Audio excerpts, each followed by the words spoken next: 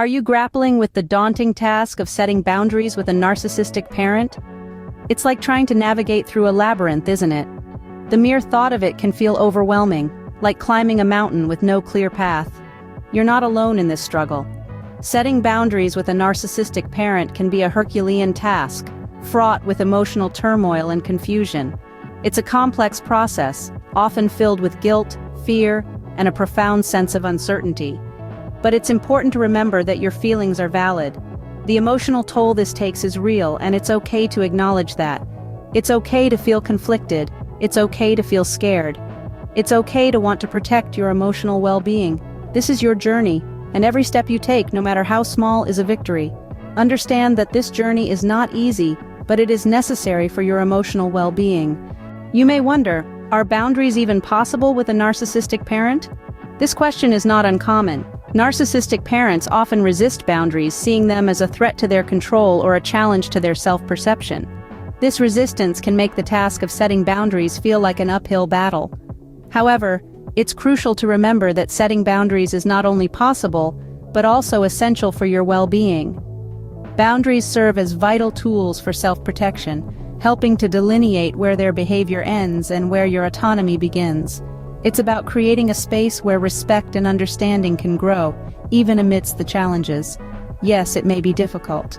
Yes, there might be resistance, but the resilience you'll build and the self-respect you'll foster in the process make it a worthy endeavor. While challenging, establishing boundaries is an essential step towards healthier interactions. What are some practical examples of boundaries you can set? Let's delve into that. One boundary could be limiting the time spent together. You might decide to only meet in public places or reduce the frequency of visits. Another could be controlling conversations. If your parent starts a conversation that you find distressing, you could gently steer it towards a neutral topic. Or you could end the conversation entirely. It's okay to say, "I'm not comfortable discussing this right now." Deciding on topics that are off limits is another practical boundary. Maybe you don't want to talk about your personal life, your job, or your relationships. It's completely within your rights to say, "I'd prefer not to discuss that." These are just examples, though. The key is to identify what makes you uncomfortable, and then establish a boundary around it. Remember, boundaries are personal and should cater to your specific needs. How can you overcome feelings of guilt when setting boundaries? This, my friends, is the million-dollar question. Guilt, often a byproduct of setting boundaries with a narcissistic parent, can feel like a heavy burden. But let's shed some light on how to navigate through it. Firstly, self-affirmation is key. Remind yourself that your feelings and needs are valid, and it's okay to prioritize them. You're not being selfish, you're simply taking care of your emotional well-being. Secondly, understanding the necessity of boundaries can be a powerful tool. These boundaries aren't about punishing your parent, but rather about protecting your peace. They are essential for your mental health and self-preservation. Lastly, never underestimate the power of external support. Whether it's a trusted friend, a sibling, or a professional therapist, having someone who understands your struggle can be incredibly comforting and validating. Guilt is a common reaction, but remember, your emotional health matters. What if your narcissistic parent ignores or violates your boundaries? This question often arises, and it's a valid concern. When boundaries are violated, it's crucial to reinforce them. Consistent enforcement sends a clear message that your boundaries are not negotiable. If your parent continues to disregard your boundaries, it might be necessary to withdraw engagement temporarily. This doesn't mean you're abandoning them, rather you're showing the consequences of not respecting your boundaries. Seeking external support can also be beneficial. This could be from a trusted friend, a support group, or a professional counselor who can provide strategies and guidance. Remember, it's not about winning a battle, but about protecting your emotional well-being. And here's the thing, it's okay to feel uncomfortable. It's okay to feel scared, but do not let these feelings deter you from asserting your boundaries. Stand firm, your boundaries deserve respect. Is it possible to maintain a relationship with a narcissistic parent while setting boundaries? Yes, it is, but it isn't a walk in the park. It's a delicate balancing act. Consider it more of a dance, where you're continually adjusting your steps to the rhythm of the relationship. It's about maintaining respect and love, while also asserting your needs and rights. Setting boundaries doesn't mean you're severing the relationship. It means you're clarifying what is and isn't acceptable behavior. It's about creating a safe space where you can continue to engage with your parent, but on healthier terms. The key is to remember that it's a process, not a one-time event. You're not drawing a line in the sand, you're building a fence, one plank at a time. It takes patience, persistence, and a lot of self-compassion. Boundaries don't mean cutting ties, they mean defining healthy interactions. Should you communicate your boundaries directly or show them through actions? That's a question many grapple with, and the answer can vary depending on the situation. Direct communication can be powerful. It's about being clear, concise, and firm about what you will and will not accept. It leaves no room for misinterpretation or manipulation.